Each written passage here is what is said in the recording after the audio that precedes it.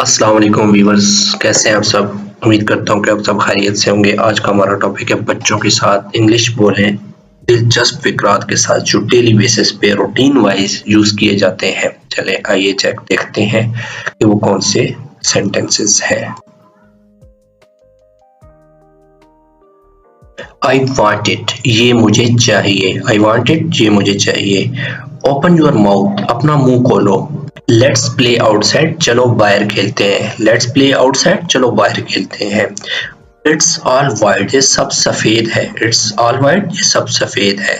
I have a tooth, मुझे दांत में दर्द है। आई हैव टूथ, मुझे दांत में दर्द है। व्हाट अ नाइस बाइक, कितनी अच्छी मोटरसाइकिल है। व्हाट अ नाइस बाइक, कितनी अच्छी मोटरसाइकिल है। whose बाइक इज दिस, ये मोटरसाइकिल किसकी है।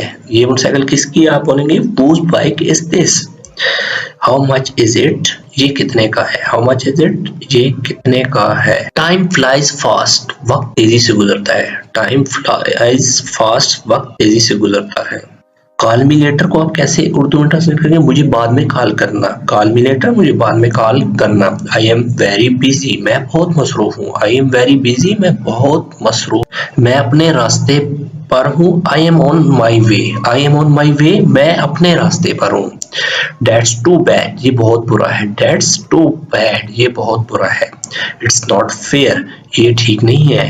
ये ठीक नहीं है को आप इंग्लिश में ट्रांसलेट करें तो it's not fair. Take care, अपना ख्याल रखना।